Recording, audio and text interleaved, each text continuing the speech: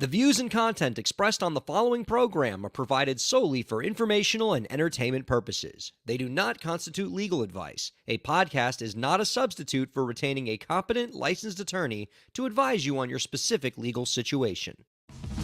Break the business, play is work and work is play. Power into creators, have fun along the way. Break the business, doing what it takes. Celebrate success and learn from the mistakes. How's it going, everybody? Welcome to the show. This is Break the Business, where we empower indie creators and have some fun along the way. I am Ryan Kairalla, and it is a pleasure to have you here with us this week. Who's not here with us this week is Ryan, and he is at home and not feeling well, and the bright lights are very bothersome, so the lights of the studio are not his friend right now. But who we do have with us this week is our guest host, Gideon King, and our guest after the break is going to be Frankie Ray, and we are very excited to have her on, and she's going to be playing her new single for us, so we're very excited about that. But without further ado, let me bring in my partner in crime for today, Gideon. How are you doing? I'm good. I'm ready to commit some crime. Uh-oh, we got to watch out for you sometimes. Let's do it. Let's do it.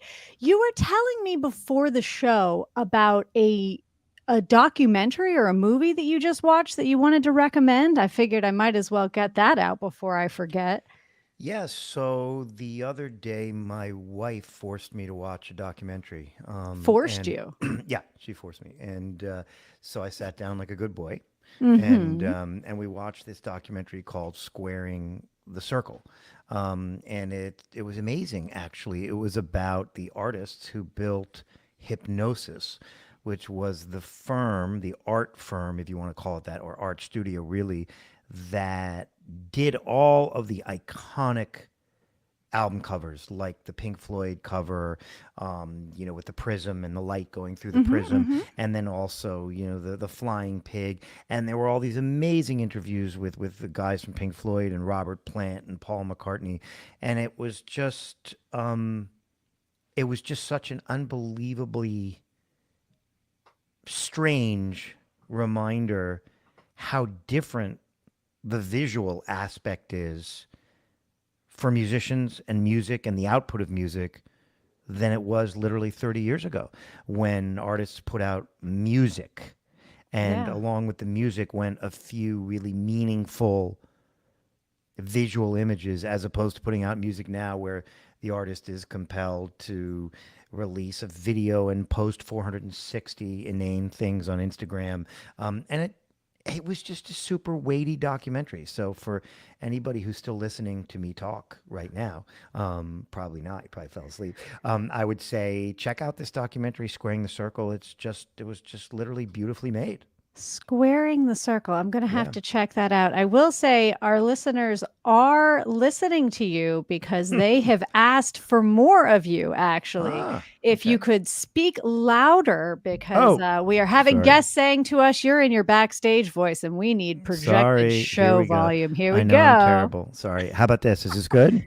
I hear you a little better now. Squaring the Circle. Please watch Squaring the Circle. My wife forced me to watch it, and therefore I commend you all to watch it. This episode brought to you by... Exactly. It's over, baby. It's Oh, done. no. No. I need to watch more documentaries. So what do you think about that piece? We've got a lot of visuals when the music turned into music videos and, say, moving pictures. Do you think we've moved away from visual art as in like having painters, photographers, graphic designers making the still images that went along with the music? Is that something you miss? I mean, I can honestly tell you that I speak to music managers. I won't say who, but they literally say, like, who cares about the album art? It's a tiny little, visual blip on Spotify in a little square that nobody pays attention to.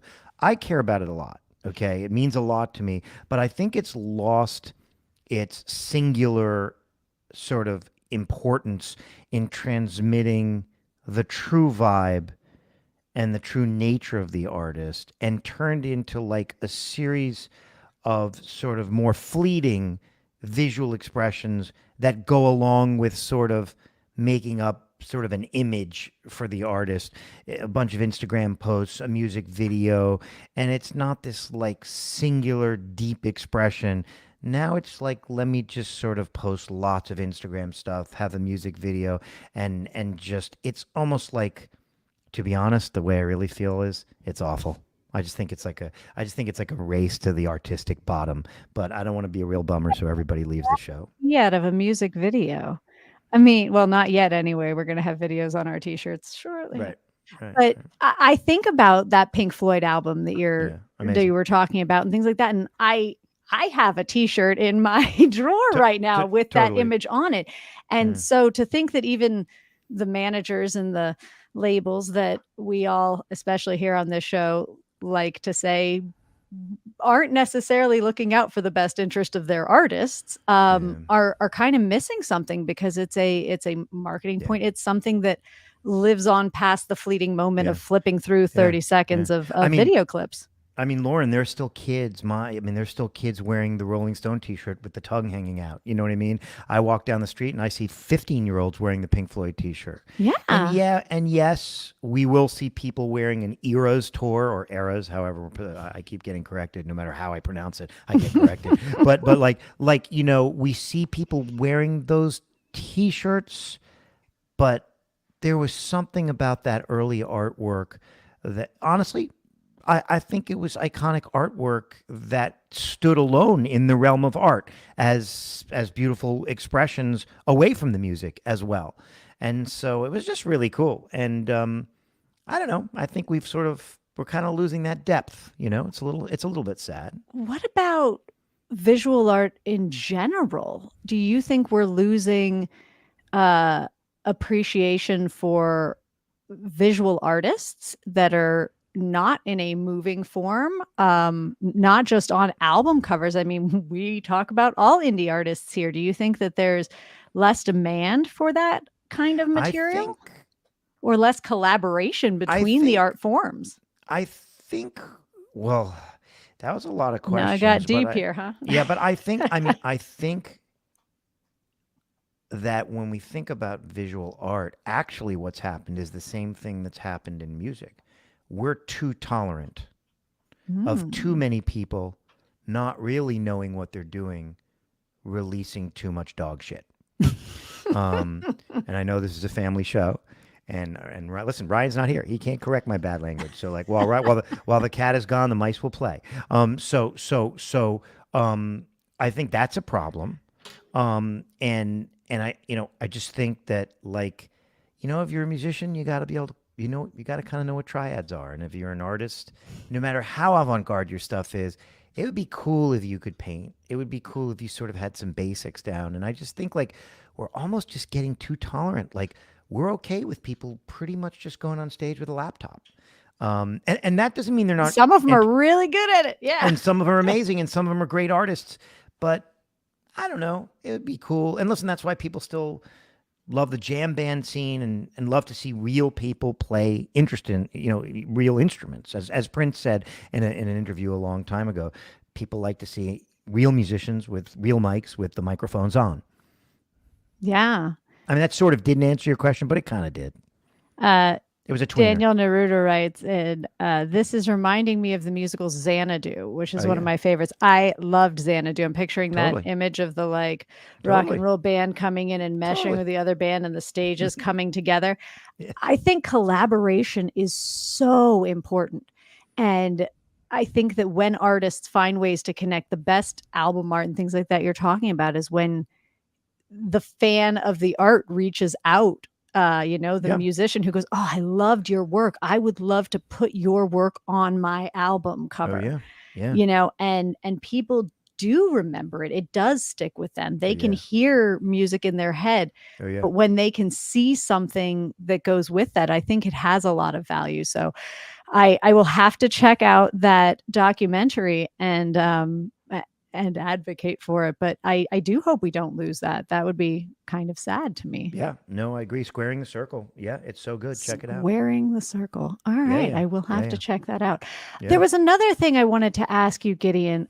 Last week we had Jason Davis on the show, who basically said that the pain of his childhood was the source of his creativity, and that he was unable to create once he became happier in his life. Yeah, yeah. So as weird as it says, how do you stay inspired to songwrite, and do you need sadness? Is pain necessary?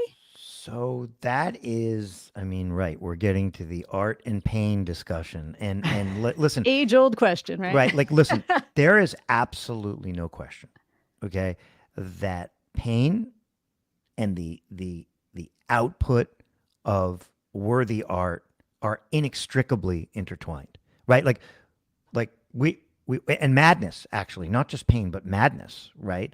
If you don't think Michelangelo sitting up on that ceiling for however many days, I mean, that was an act of madness, the Sistine Chapel. So there's no doubt that pain and madness and art are very good friends.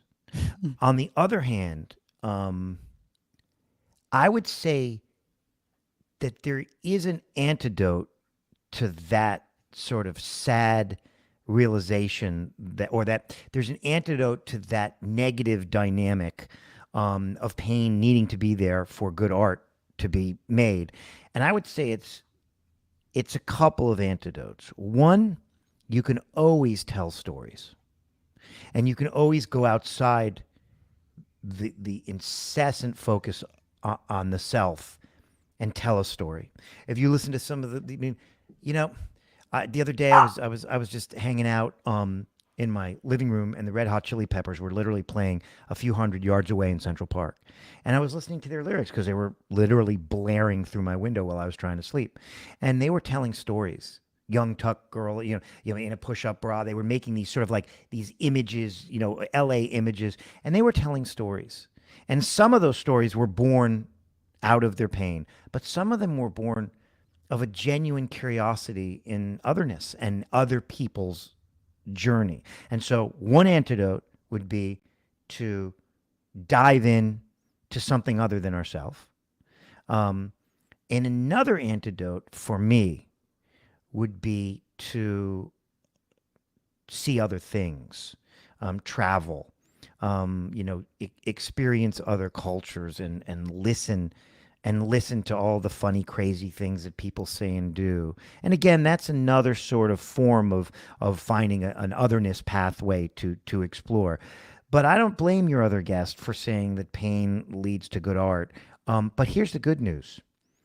As Kant said, or we look at any of the early philosophers, like Kant said, the criterion for happiness is so infinite that we'll never freaking be happy. So you can tell your other guest that he may be experiencing some happiness, but don't worry, it's fleeting. And it'll be over soon. If you listen to any of the great philosophers from Aristotle to Kant, you'll realize that your little happiness that you're experiencing now will soon go away like a virus. So I guess what I would say is there's antidotes, and then of course unhappiness we will always be climbing some kind of mountain. But yeah, man, I've experienced that when things mellow out and things are kind of good, and I'm kind of enjoying every day, and watching the morning show. Okay, or The Crown on Netflix. Okay, I'm just hanging out. That doesn't lead to great art, but when you suffer, it does. So I think it's a mixture of all those things. I just don't think I would go so far as to say we literally there's necessary, right? Yeah, that there's this tight correlation between the phenomena of being content and the phenomena of creating art, if you will. So I was thinking recently about when people are suffering and they're in pain and they're struggling, they often perceive that is unwelcome in the world. There aren't a lot of people who want to tolerate their suffering or their ranting or their woe is meing. And by turning it into something, dare I say, beautiful, because sometimes it's very deep and not necessarily perceived as beautiful, but turning it into art is a way of expression that people aren't shunning.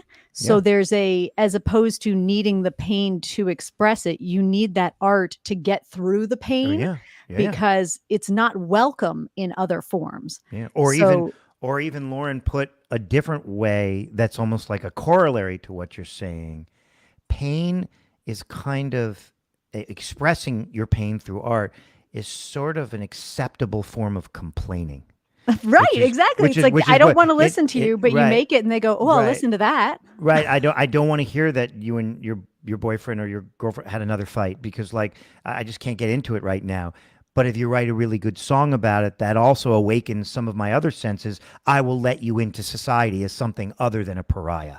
Well, and people then on the other end of it are searching for it when they are in pain and suffering and feel like Hmm. nobody understands them, wants to listen to them, and cares.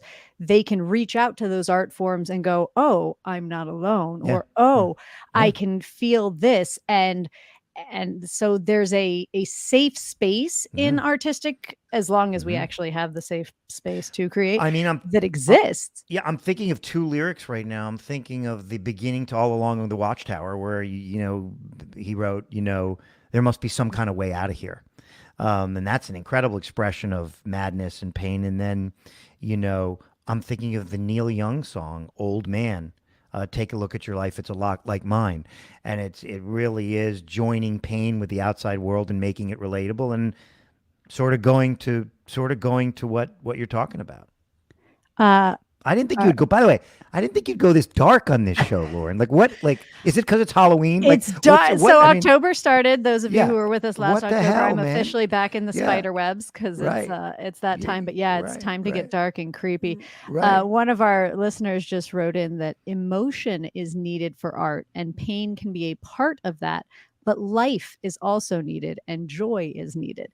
And I think Man. that most Yeah. people who write about pain are writing in hopes of finding their way out Yeah. of it, and not in sitting in it and not finding their way Yeah. out How of it. about Stevie Wonder? For once in my life, I found someone who, and your guest, whose name I'm not seeing, but your guest is pointing to. I mean, that is like an expression of like joy, of real connectedness that Stevie Wonder was sending out there, and that's exactly what your guest to me is sort of highlighting in a way. Yeah. Our guest, Jason Davis from last week, he is not currently creating the art himself, but what he does do and what is wonderful is he's working with others Hmm. who need to or have been hugely benefited by finding that art form to get through their Hmm. struggles.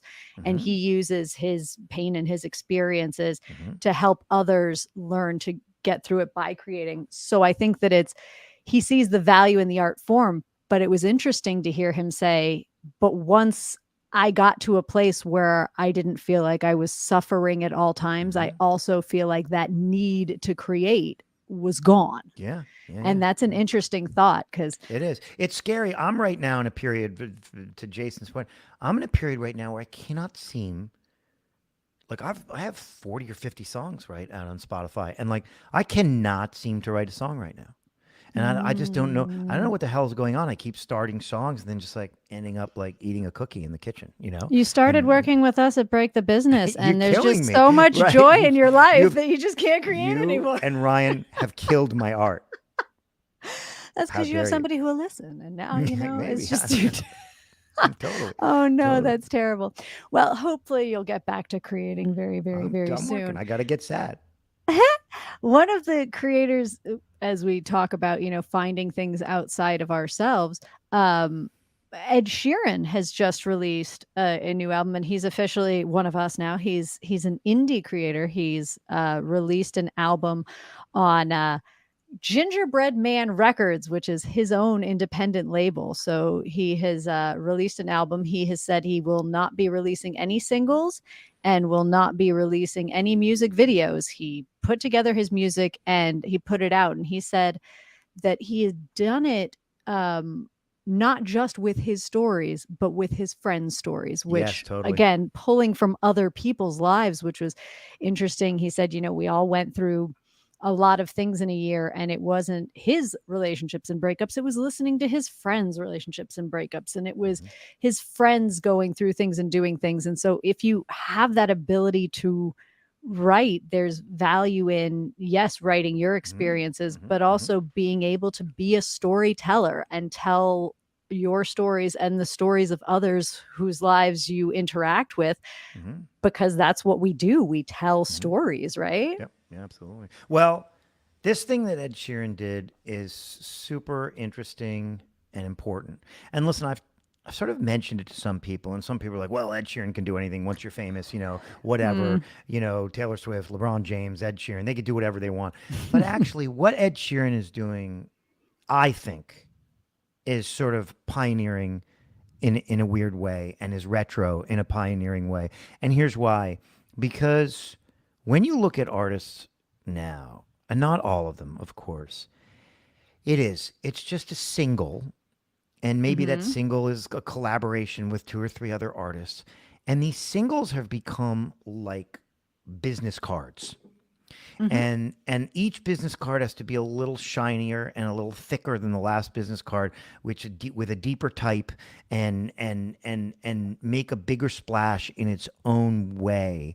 But they're not thematic. They're not Mhm. thematic expressions the way that albums are. And again, by the way, bringing up the Chili Peppers again, I was just lying in my bed listening to that whole album, come blaring through my window, and I was thinking, this is a thematic expression about something. And so when Ed Sheeran says, I don't want to do singles anymore, he's really saying, I think, and it's not like Ed and I are good friends, so I can't be sure about this. He doesn't call me back anymore. That's a lie. I've never spoken to him. But what I think he's sort of saying is like, it would be nice if the world demanded of artists, and artists demanded of themselves, thematic explorations.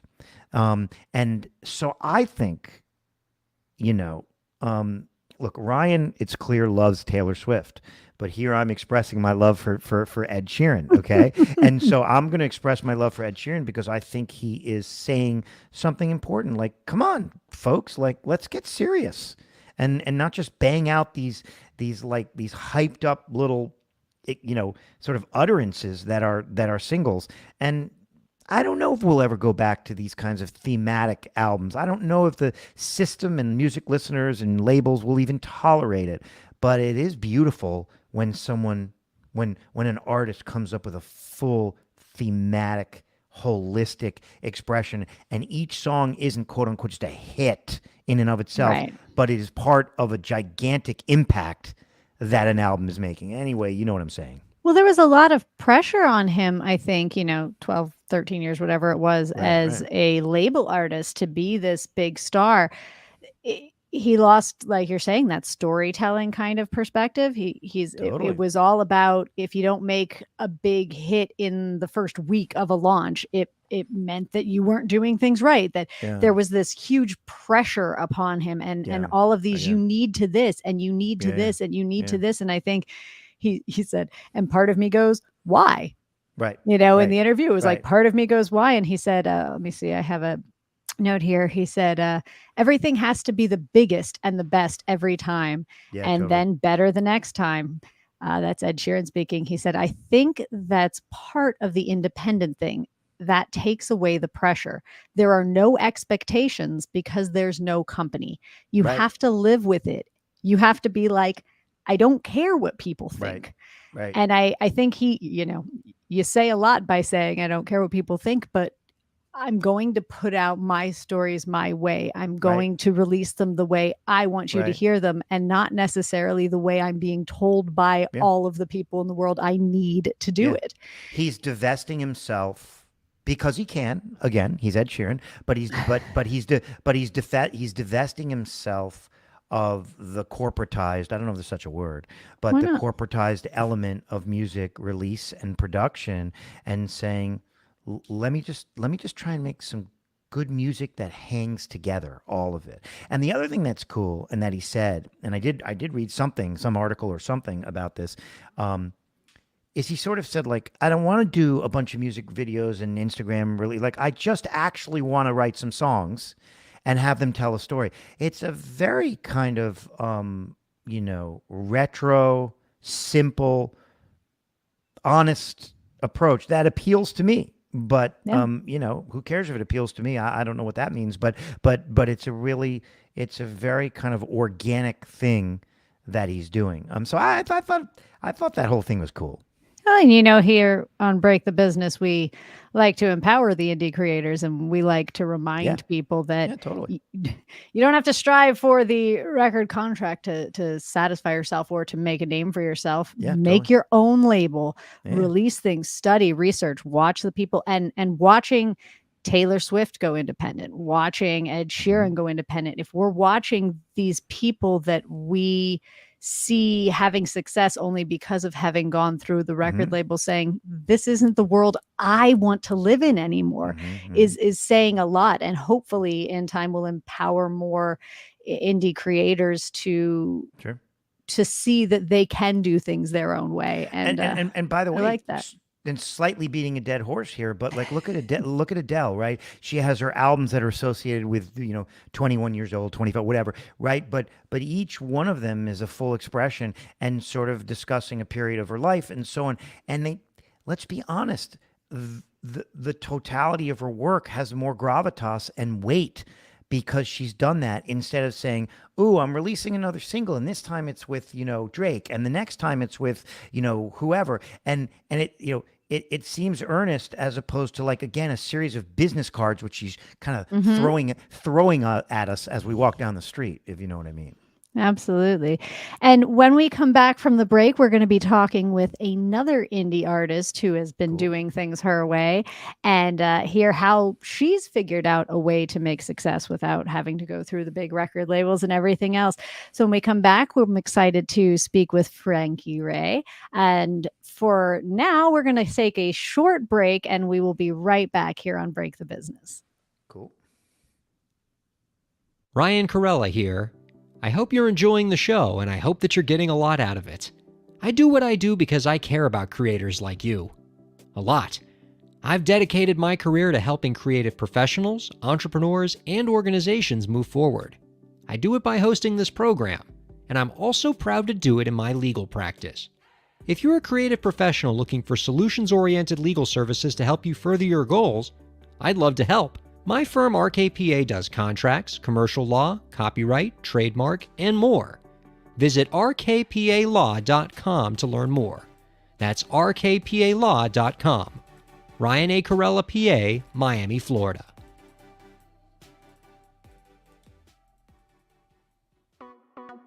Streaming services for Break the Business provided by LEK Entertainment. LEK Entertainment is a full-service entertainment company offering everything from consultations to full-scale events and productions, including audio and video productions, voiceovers, staged theatrical productions, script and music development, and streaming services. For more information, visit lekentertainment.com. LEK Entertainment wants to help you bring your story to life.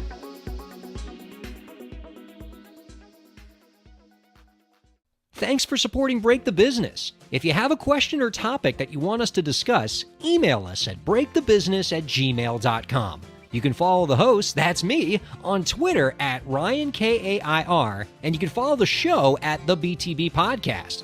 Be sure to subscribe to the show on Twitch, YouTube, and Facebook, and on all major podcast platforms. And now, let's get back to the show. Welcome back, everybody. We're glad to have you here, however you're taking us in on Facebook or Twitch or Twitter or X or wherever you are. If you're visiting us on our XM radio home, Slam Radio 145, however you are taking us in, we are glad to have you here. Gideon, you holding up all right here without Ryan? I mean, I just hope he feels better, but I I think this know. is a good opportunity for us to talk behind his back, I think. Don't you think we should? I guess I think I should say out to all the listeners, if you have any questions or if you'd like to send get well soon emails, you can send them to breakthebusiness@gmail.com. I really hope we get him back here next week because Me too. I just rant and rave and everybody's going to be over that real fast. But without further ado, I would like to bring in our guest this week is a Florida-based singer-songwriter who recently made her New York City debut at the bitter end as part of the New York Songwriters Circle initiative. She'll be back there again this November on November 6th. Our guest is also making her acting debut on the adventure podcast, The Boar's Night, and her latest single, Foot in Mouth, is available now. Find out more by visiting www.frankieray.com. We are happy to welcome Frankie Ray back onto Break the Business. Hey, Frankie Ray, how you doing? Hey, good. How are you guys? Good. Oh, to be well, back. we're surviving. Good. Last time we had you here, it was audio only, so our audience gets to see your face this I time. know. Hi, everyone. And I wanted to thank you for doing our telethon with us back at the beginning of COVID when everything was chaotic. You were one of our Yes. people. I don't know if remember you're that. aware of this, but we have our 400th episode coming up soon in November as well. Oh, So we're going to have cool. we're doing something. I know now that Ryan's not here, I feel like we need to like get together and figure out what we're going to do for that. I don't know what I'm it's going to down. be yet, but we should do something big and bring back a bunch of our musician friends and see if Yeah, we I'd can love to. I'm down. get them to something. So I was looking at your performing schedule, and Florida is not an easy market to work in. Your October gig schedule, you've got like 26 gigs lined up this month, and it's all over the place. It's not all in one place, and it's a super diverse set of venues. How do you do it? Well, it's kind of cool because my area in Florida is kind of unique because it's very touristy. You know, I'm right in kind of Clearwater Beach, St. Pete Beach, Tampa, and especially since the pandemic, you know, a lot of people did move down to Florida. So I think I don't know, a lot of the artists are trying to keep up because there are so many venues now that say, we want music now, we want to do a brunch, we want late night, we want, you know. So a lot of places are just kind of wanting to cater to the tourists in the area. So that's kind of how I do it. You know, I've been in the area for a while, so I kind of have a good relationship with a lot of the venues and the local musicians. So I just kind of network. It's kind of like it's a whole system, you know. Are you driving back and forth to home in the middle of the night, or are you having to Not crash at really. hotels or in a bus or the back of your car? Well, I used to. So the last time I was on the podcast, I was playing a lot way down south. I'm in the Clearwater area, but I was playing down in, you know, Fort Myers, Sarasota. So back when I used to play down there a lot, there was a lot of just late night travel and hotels. But luckily, I live really close to Clearwater Beach now.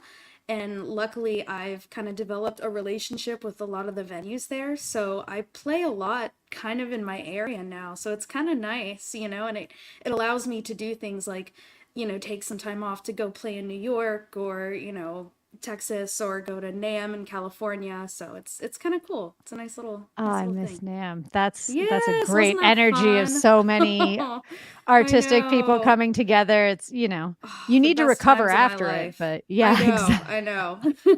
You're like, I'm not even part of the drum circle, but I just have to stand up here on the balcony and watch I them know. because And just there's like hearing the hundreds noise in of. the convention for days, it's like, ah. Oh, Yeah. what a great, wonderful. So when you were at NAMM, were you an artist playing at NAMM or a Yeah. spectator So wandering? the first couple years I went, well, the first year I went, I was just kind of like helping out with the company that my drummer and I worked for, Sunburst Gear. So we were Mm-hmm. just kind of there for a couple days helping them. And then the past two times that I went, we actually were able to get a showcase. We played at the Yamaha booth, and then we also got to book some shows kind of outside of the convention. We played at the Hard Rock Cafe at Disneyland in Anaheim, and then we also played at the Fifth in Anaheim by Disneyland too.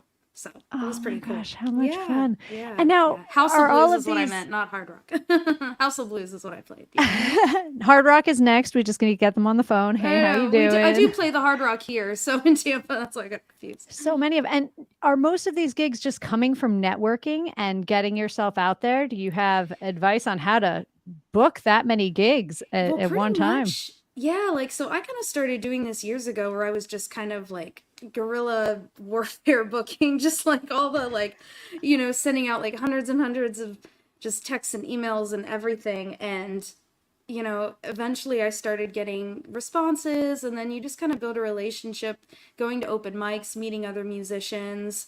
And, there's, like I said, so many places around here now that want music, and there's always a musician who's, either not feeling well or needs a fill in or whatever. So it was kind of just something I started years ago. And at this point, I work with so many different booking agencies and different venues that, I'm one of the people they call if they need a fill in. Me and many other people in the area. There's a lot of really good Oh, trust musicians me, here. they like having you guys. Ah, I've gotten those calls before, and they're like, "Whoo!" Saving people gets you a lot more gigs in the future because yes, for they sure. like you there. So, tell us about making your New York City debut at the Bitter End. What is this New York Songwriters Circle initiative?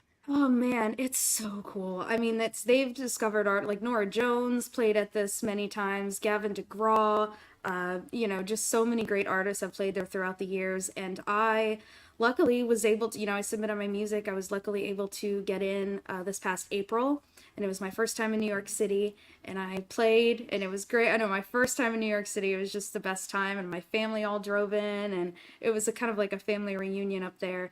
So I played, and then they invited me back for November. So I'm kind of Gideon, you've played at the starting to Bitter go to End the as well, circle. right? You guys can. Yeah, Cool. I've played there a lot. It really does. Like you go to certain venues, and it's like you go to the Blue Note in New York, and I've played at the Blue Note, and I love it, and Okay. it's cool, and it's iconic. But it's sort of like it doesn't feel the same as the Bitter End. The Bitter End is just dripping with like every artist that's ever played there. And Like you you can feel s- it when you you walk feel in. like Yeah. you Yeah. feel like you can still smell like, Bob Dylan's sweat, on the floor. Yeah. And so it Yeah. really it is that. And Paul, the owner, is he's a super nice man. I play there a lot over the years, and he's a lovely guy. I have a question for Frankie when you're ready, Lauren. Yeah. Go for it. All right, so Yeah. today is. Well, I'm gonna look at my iPhone. You guys ready? Here we go. Today is October 4th. Today is October 4th. I don't want to screw up the Already. date. October 4th, 2023. Right. Yeah. So like, if you're back on this show in 2 years, right, long after I've been fired, do you what would you say is what would it take to make you say this thing went the way I wanted it to go? This was success. Is it a number of fans? Is it a number of streams? Is it the quotient of your enjoyment?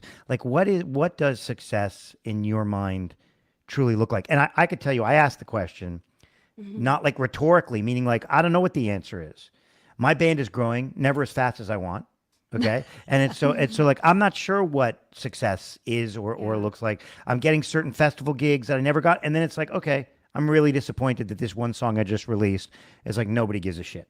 So I guess what's success? What is success for you? Success for me, and listening to your guys' Ed Sheeran conversation, that kind of goes along with this. I think success for me in 2 years, it's not about the followers. It's really not, because I'm kind of seeing that followers are kind of just, you could have 15,000 followers, but can you bring those 15,000 people to a show? Are they going to true. actually come to a show, or are you only going to have like 30 people who already know you anyway and already love you anyway? So that's like so far out of my mind. Success for me would be, making enough, being able to continue making albums that I'm really proud of, and quality fans, not quantity. Even if it's, maybe only 50 people who come out to see me and I get to perform my original music for those 50 people. That's what I care about. It's not releasing a single and getting, a million streams, and then it's like in 2 months they forget about you, because that's all it is now. It's like just quick. And, and I've said this to people, and they say, oh, don't you want to be rich? And it's like, oh gosh, honey, getting a bunch of streams on Spotify, it's like so far from being rich. Yeah. Like you have the Yeah, little, right. you have the Taylor Swifts and the Ed Sheerans, right? But then you have like billions of other artists who are just as good, working just as hard, if not even harder, who don't have as many resources, who don't have money. Maybe I see these stories of, these young stars, and it's like, well, then her parents took her out of school so they could homeschool her so they could focus on her career. And it's like, my mom was a single mom. She wasn't gonna, quit her job so she She could didn't take magically me have to time. Yeah. yeah, she's like, honey, I mean, maybe we can get voice lessons. I don't know, but you know what I mean? So it's like, I see that, and there's so much business and like politics behind the scenes of these celebrities and stars and successful people that you see, and that's why I'm not interested in trying out for The Voice Right, or right. anything like that. I've talked to people who have gotten pretty far on The Voice, and they've gotten a record deal, and they've recorded their music, and now it's shelved, and they can't even. Mm-hmm. And it's like, it really it's always irked me, because it's like you have these big wigs at the top who maybe they've never even written a song in their lives, but they're choosing who gets to be successful and who doesn't. So the word success, Yeah. it And in the really is meantime, individual. yeah. Yeah. The meantime, they might take away their ability to perform, which is what Yeah, they got in it for. It's like it's bigger than exactly. just shelving the album. It's like Yeah, Right, if right. they you're can get in getting out there, trouble. you've got And the what thing are is, it, Yeah. 26 gigs this And month? it's Like, their song that they yeah. wrote. That's what right. just And irks the me. thing I'm is like, that's like a psychologically healthy answer, because thank it's you. not just that I agree with you, but it's also like a way to survive what is a business that throws a lot of no's and disappointments at you. And I'm with you. Like I'm at a point where it's like I just want to have a big footprint of music that Yeah. that me and my band laid down over the years, so that like Mhm. when I right before I die, I can say, hey, we had a meaningful creative imprint out there. So Yeah, you're to me, proud that's of it. like that's not only like to me like a good like a health. It's a great answer, but it's also like a you. very like Darwinian answer. Like you can really Thank you. survive if you're thinking that way. You're gonna Yeah. survive. That's the As only way dark to as think. dark as that sounds, but you know what I mean. No, Yeah, I know now exactly what you mean. You Yeah. you have to, just like what you guys said earlier, you have to just accept that. Like, I think what you were saying, Ed Sheeran was saying, well, why does everything have to why? be Yeah. this big hit? And I've said this too to people, like, well, says who? Like, who Right. who says this? Who made these Yeah, rules? What, back in like when record labels first started and they saw how much money they could make off of their artists? It goes back there, I don't really want to be a part of that. So to take it to that dark place and then beyond, like what was the pandemic like for you? Because I imagine someone who performs live as much as you do would have had a really difficult transition to the shutdown. Like I I've really talked to a lot did. of artists now. Yeah, it kind of got to me mentally, because like every day I woke up and I'm like, oh my gosh, it kind of had to remind me, like, because for so long all I was doing was just gig, gig, gig, focusing on it. I was never home. I was always go, go, go, and I thought I really liked that life. And then with the pandemic, it's just silence and still, and I just, it kind of got to me a little bit. But so I started writing music. And then my voice felt better, my hands felt better, my body felt better, because I wasn't going all the time. And after a couple months, I kind of started to just be okay with it. And here in Florida, we had a lot of restaurants that were doing live streams from the restaurant. So that was kind of cool. There was no one in there, and it was just me by myself in front of a computer for the restaurant while they're doing takeout. It's a But yeah, the different first couple feedback months was though. very. Like I you know, don't I know. It feel was your kind of. audience, right? Yeah, it was kind of different, but but luckily my song Theodora, we released that during the pandemic. My roommate, had his little home studio set up, and then my boyfriend played bass, and it was really cool. So we released a song during that time. So we just tried to make the best of it. We made a bunch of goofy videos, played around with GarageBand, and just really tried to appreciate, like, hey, we can just make music right here at home.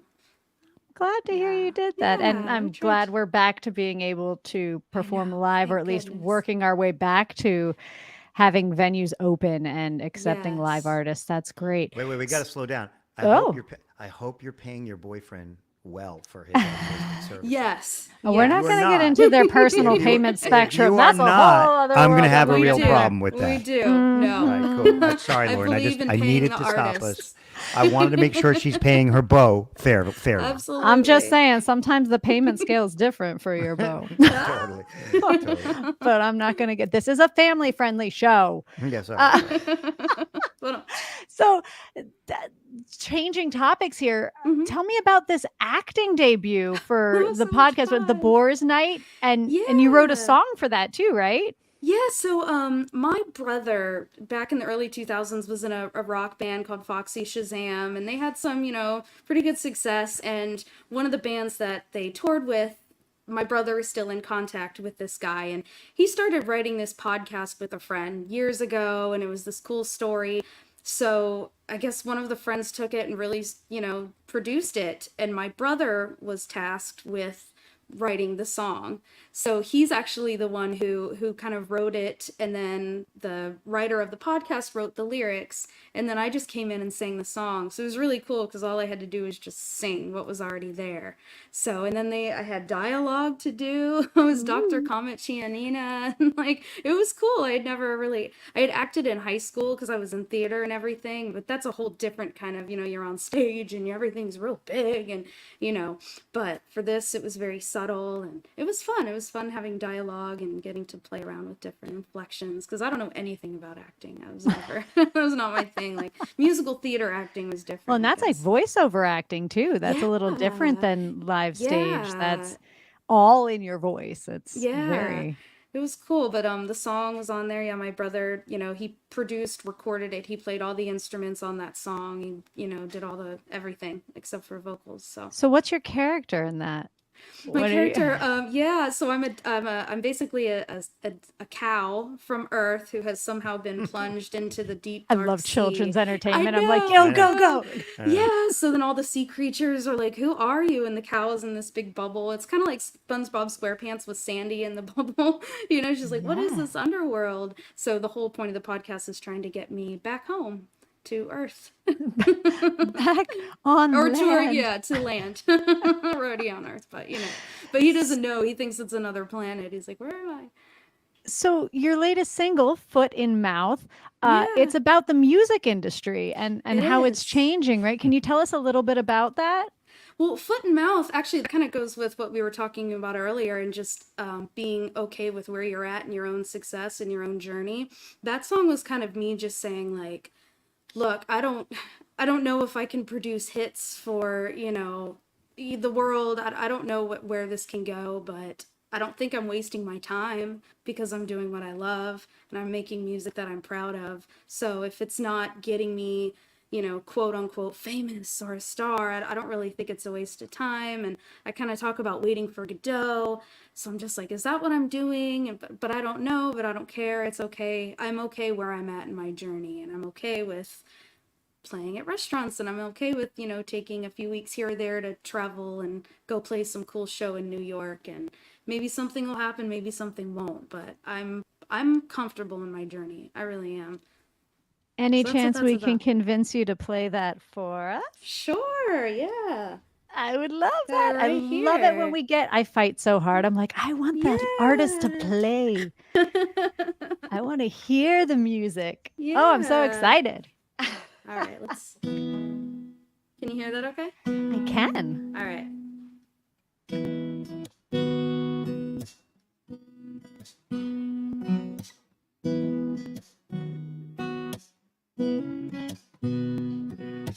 And I'm making weird, put my foot in my mouth. That's how it always works out.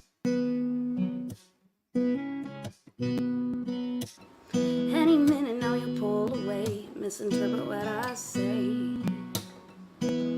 I never see anything right, and I feel the blank stare, so I tell myself that I don't care. I mean, what good does it do?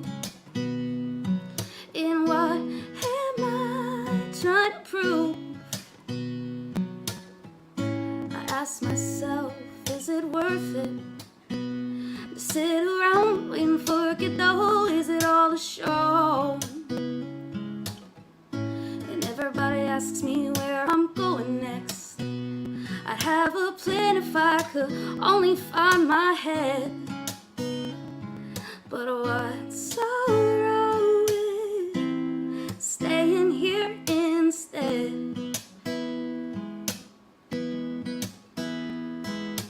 Hustle through the races with nothing to show. My tired eyes look desperate. I know, is this all to get ahead of a charade? A song and dance to forget the plans I've made. I feel like I'm always on trial here, justifying what's never clear. I mean, what good does it do?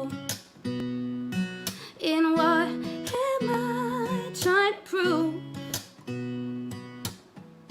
So I'll just paint on my happy face and clown around, waiting for who knows, putting on a show.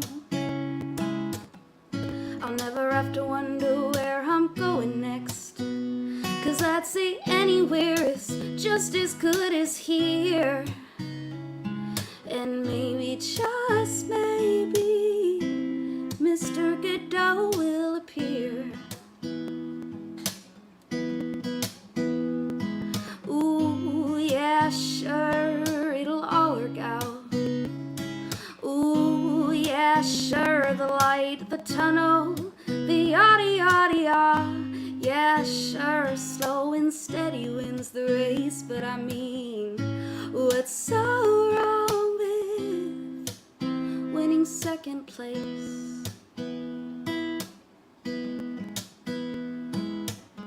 Any minute I will make it weird, put my foot in my mouth. That's how it always works out.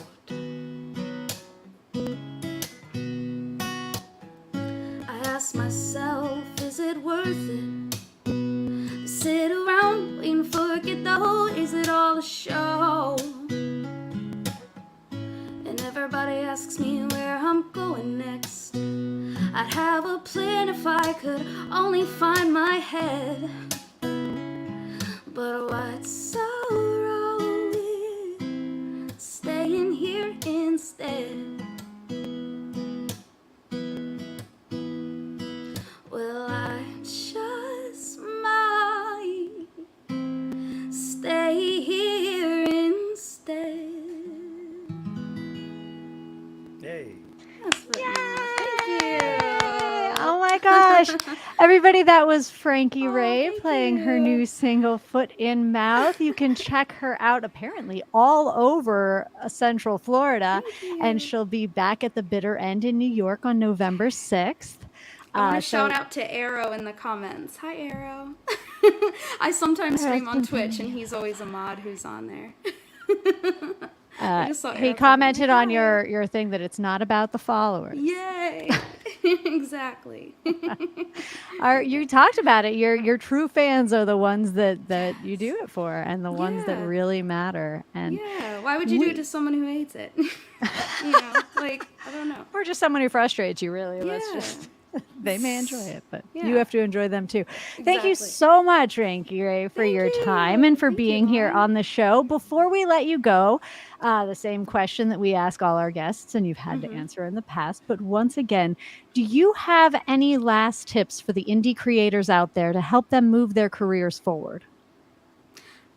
I think practically speaking, make sure you're releasing quality, like your photos, not an iPhone photo, or at least sure you edit that. If you release a single, really make sure, is this worth really, like, does it sound like I just kind of, threw it together and like I don't care? You can be unique and be, I just quality, make sure you can tell when someone put time into something and when they just kind of threw it together. And here's my thing, just really make sure you take time and try to put quality into your everything you do. Thank you. That's great advice. Where can everyone find you other than frankieray.com? The new album is released, I assume, everywhere they can download. Where can they find your stuff? So I'm on all the streaming platforms, Spotify, iTunes, Pandora, all that, at Frankie Ray Music. Social media is all at Frankie Ray Music, except for X. That's at Frankie_Ray. Frankie Ray Music was taken. For some And for our radio audience, that's FrankieRaye.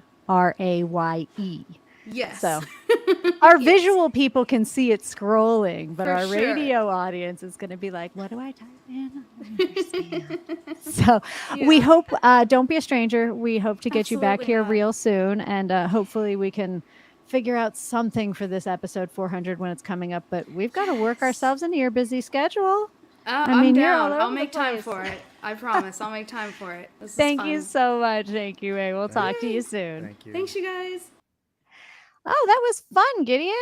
That was awesome. She has We're great surviving. Time. She has great time and feel. She has great time and feel on the guitar. Absolutely. One of the notes before we let our audience go that Ryan wanted us to chat about, but we haven't really talked about. So we'll let him take this on next week, hopefully. But you and I briefly had looked over this Supreme Court case that came out for Florida in the essence of, for those of you not following the case, there's a case about how long you can wait to file a claim on your copyright and ownership. And it's something like 20 years that this person, like, and the courts have gone back and forth between the no, you have to do it within 3 years and 20 years. And just because we don't have you again next week, Gideon, and I'd love to get your 2 cents since you had some 2 cents on that. Is it dangerous to give that range, or should people have the ability, if they didn't know somebody imposed on their copyright and took their work? Yeah. I mean, I understand why there's some good legal and even moral arguments as to why someone finds out that a piece of artwork that they created 2 decades ago has been infringed, and why they might say, well, if it's 2025 and I wrote this in 2005, and I've just discovered today that there's an infringement, I can understand the legal and moral arguments, sort of, for why that person might be able to ask for damages going back a full 20 years. You know, every time the song is used again, it's in a sense re-infringed. It's in a sense this multi-decade serial violations. And so I get that. But I don't care. I think it's absurd because I think it's scary to think about looking and going, oh my gosh, somebody could come back to me 20 years later for something I think there has to be like an awareness doctrine. And I just think that if you, Lauren, today infringe on one of my tunes, okay, on October 4th, 2023, that there should be a presumption that Gideon is aware enough of the ecosystem so that it doesn't take him 2 damn decades to figure out that someone has picked his pocket. And I think we have to assume, and if it hasn't broken you in 20 years, you know. Right. And so I just think that you have to, like, it's like you got to balance equities in life. And like, I just think that there should be a statute of limitations, and there you should only be able to go back a few years for damages, because you're going to open up the floodgates for more and more spurious demand letters and assertions and litigation. And I don't as in everything, I don't feel binary about this. But if you ask me to come down on one side of it, I would say get real. Like, if you've been infringed, you ought to know about it within 15 years, 10 years, 20 years, and you kind of prejudice your rights to complain and bellyache over it if your work has been out there for that long and you just unbelievably so discover the damage 20 years later. Now, I'm reducing this issue down. It's almost like what's the expression, reduction ad absurdum, right? Like I'm reducing it down to like some simple terms. And Ryan, if he were here, I think would probably cut this up for people a little more clearly. But man, that's why my answer is get real. Week. Yeah, he's my legal advisor in terms of when I go, he explains to me the why of things and the precedence of things and the legalese of things. And that's why we miss him terribly. And we wish he was here, because he does that. I want to, on behalf of the Break the Business, say congratulations to the Writers Guild of America for coming to, they have not released a lot of the information as to what exactly the details are going to be, but they're getting some rights and protecting themselves from some AI form and protecting the writer's room and people being in there. So congratulations to the Writers Guild of America for getting out of the strike in a way that they feel okay with. Our actors and SAG and AFTRA are still fighting. So pay attention to the picket lines, support those creators that are struggling to get themselves heard and protected and get fair wages and all of those wonderful things. So yes, the writers are back to work, and we will have our talk shows and our our other shows that get just writers back, and we hope to get our actors back soon. So we are standing with them and support all of their work. I want to say thank you to you, Gideon King. I want to say thank you to our guest, Frankie Ray. I want to say get well soon to Ryan. And thank you, viewers and listeners, for being here with us this week, even though Ryan's not here. We hope to see you next week when we have our guest will be Sarah Barnett from Nashville's Brooklyn Bowl. I'm excited to hear all about that venue and what's going on there. So please tune in with us next week. And until then, have a great week. Bye.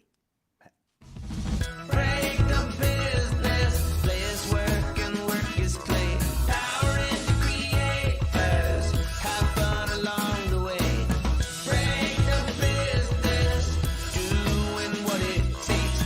Celebrate success and learn from the mistakes.